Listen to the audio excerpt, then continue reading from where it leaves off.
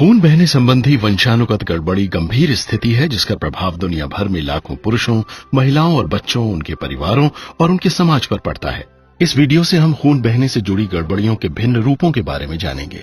इनमें haemophilia A और B, symptomatic carriers of haemophilia, von Willebrand disease, clotting factor से जुड़ी दूसरी गंभीर गड़बड़ी और वंशानुगत प्लेटलेट संबंधी गड़बड़ियां शामिल हैं। किसी स्वस्थ व्यक्ति के शरीर से खून बहना तब शुरू होता है जब कोई रक्त कोशिका जख्मी हो जाए और खून लीक करने लगे। खून बहना कम करने में सहायता करने के लिए रक्त कोशिका कस जाती है। ब्लड सेल यानी प्लेटलेट सुराख को बंद करने की कोशिश करते हैं। इसके बाद खून जमने के कई कारण मिलकर सक्रिय हो जाते हैं ताकि बहते खून के ऊपर थक्का जम जाए। इससे खून रोकने वाला प्लेटलेट मजबूत हो जाता है और खून बहना बंद हो जाता है। खून बहने की गड़बड़ी की वजह से प्लेटलेट खून बहना नहीं रोक पाते। नतीजा ये होता है कि बनने वाला थक्का कमजोर होता है और खून सामान्य से ज्यादा बहता है। खून बहना तब रुकता है जब क्लॉटिंग के अक्षम या खराब काम करने वाले घटक को बदला जाए। हीमोफीलिया की उपस्थिति 5000 मेल बर्थ में से करीब 1 में होती है। अपने सबसे गंभीर रूप में ये बेहद गंभीर गड़बड़ी हो सकती है। हीमोफीलिया ए क्लॉटिंग फैक्टर 8 में गड़बड़ी है और हीमोफीलिया बी क्लॉटिंग फैक्टर 9 में गड़बड़ी है। हीमोफीलिया एक वंशानुगत स्थिति है। ये एक्स क्रोमोसोम पर आगे बढ़ता है, इसलिए ये परंपरागत रूप से माँ से उसके बेटे को मिलता है। लेकिन करीब 30% मामलों में परिवार में इस बीमारी का कोई मामला नहीं होता है और ये एक नया मामला ही लगता है। ऐसे व्यक्तियों के जोड़ों और मांसपेशियों में बहुत कम आयु में ही खून बहना शुरू हो जाता है और अगर इसका उपयुक्त इलाज न किया जाए तो इसका नतीजा गहरा नुकसान हो सकता है।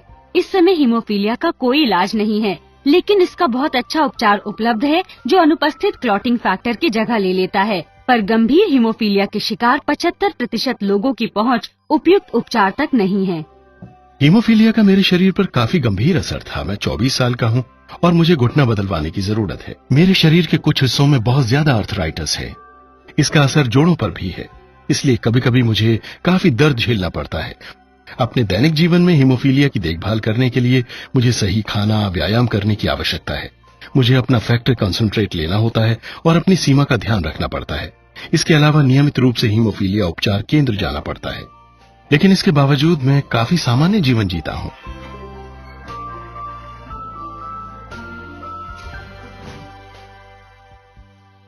वैसे तो हीमोफीलिया प्राथमिक रूप से पुरुषों को प्रभावित करता है, पर जिन महिलाओं में हीमोफीलिया के जीन्स होते हैं उन्हें कैरियर कहा जाता है और उनसे ये जीन उनके बच्चों में जा सकता है। ज्यादातर कैरियर अपने जीवन में असामान्य होंगी, पर कुछ को रक्तस्राव की जटिलता जैसे मासिक, बच्चे के जन्म और सर्जरी के समय अत्यधिक रक्तस्राव हो सकता है। मैंने पाया कि मैं एक कैरियर थी और मेरे बेटे पॉल को भी हीमोफीलिया था। अब मैं याद करती हूँ तो लगता है कि मुझे ज्यादा खून बहता था और संभवतः ये दूसरों के मुकाबले ज्यादा होता था। मैं अपने ही कुछ लक्षणों के बारे में सोचती हूँ और ये भी कि मैंने इन पर कुछ और ध्यान क्यों नहीं दिया। पर मुझे लगता है कि रक्तस्राव संबंधी गड़बड़ी के शिकार बच्चों की ज्यादातर माएं अपने बेटे को जो कुछ हो रहा है उस पर ज्यादा ध्यान लगाती होंगी और अपनी समस्याओं पर कम। और मैं समझती हूँ कि अब हम लोग सिम्प्टोमेटिक कैरियर्स पर भी चर्चा कर रहे हैं, इसलिए लोगों के लिए ये महत्वपूर्ण है कि वो खुद को शिक्षित करें और अपने उपचार केंद्रों से जुड़े रहें। एक तरफ अगर सिर्फ महिलाएं सिम्प्टोमेटिक कैरियर हो सकती हैं, तो पुरुषों और महिलाओं दोनों में वॉन विलेब्रांड डिजीज हो सकता है। ये रक्तस्राव से संबंधित सबसे आम वंशानुगत बीमारी है, पर इसके शिकार लोगों के बारे में बहुत कम पता चल पाता है। हीमोफीलिया के सिम्प्टोमेटिक कैरियर्स की ही तरह वॉन विलेब्रांड डिजीज का पता लगाना मुश्किल है, खास तौर से महिलाओं में। वॉन विलेब्रांड डिजीज के शिकार कई लोगों में बहुत कम या कोई लक्षण नहीं होता और मुमकिन है कि महिलाओं को इसका पता तब तक न चले जब तक कि वो बच्चे के जन्म के समय या सर्जरी के बाद जटिलताएं न महसूस करें। वॉन विलेब्रांड डिजीज के शिकार किसी महिला को इस बीमारी का शिकार होने का पता चलने में तकरीबन 16 वर्ष लगते हैं। जब मैं 2 साल की थी तो मुझे वॉन विलेब्रांड डिजीज टाइप 3 होने का पता चला था। मेरे मसूड़ों से काफी ज्यादा खून निकलता था और मासिक रक्तस्राव के दौरान भी। मैं अपनी बहन की तरह जीवन नहीं जी पा रही थी और अब जब मैं एक अच्छी रिप्लेसमेंट थेरेपी या फिजिकल थेरेपी लेती हूँ तो मेरे मसूड़ों से बहुत मामूली रक्तस्राव होता है। अब मैं पुस्तकें पढ़ने, फिल्म देखने, खरीदारी करने और परिवार के साथ रहने जैसे अपने शौक पूरे कर सकती हूँ। मेरे लिए ये काफी अच्छा है।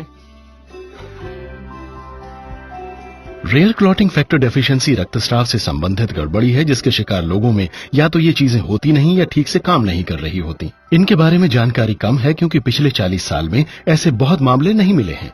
रेयर फैक्टर डेफिशिएंसी कई भिन्न तरीकों से मौजूद हो सकती है और इसका असर पुरुषों व महिलाओं पर समान रूप से पड़ता है। इसलिए रक्तस्राव या बच्चे के जन्म के बाद खून आने की समस्या के शिकार महिलाओं के साथ साथ इसके कई सारे लक्षण हैं और जिनकी जांच होनी चाहिए। ये वॉन विलेब्रांड डिजीज के शिकार लोगों जैसे हीमोफीलिया ए और बी से अलग हो सकते हैं। हीमोफीलिया ए और बी का पता लगाने और उसके उपचार में काफी प्रगति हुई है, पर रेयर फैक्टर डेफिशिएंसी के मामले में हम इससे पीछे हैं। इसके मरीजों की संख्या कम है जिस वजह से सूचनाओं की कमी है और इसलिए उपलब्ध उत्पादों की संख्या भी कम है। इन क्षेत्रों में अनुसंधान और विकास की आवश्यकता है ताकि हम सही अर्थों में हर किसी के लिए उपचार की पेशकश कर सकें। मैं रेयर फैक्टर डेफिशिएंसी के शिकार दुनिया भर के कुछ लोगों में से हूं और मैंने कई शारीरिक और भावनात्मक चुनौतियों का मुकाबला किया है। ये रक्तस्राव से संबंधित अन्य दुर्लभ गड़बड़ियां हैं जो इतनी ही दुर्लभ हैं। देखभाल और उपचार से संबंधित अपनी कुछ खास आवश्यकताओं के बारे में अपने मित्रों, अपने परिवार और कुछ हेल्थ केयर पेशेवरों को भी जानकारी देना मेरे लिए सबसे बड़ी चुनौती रही है।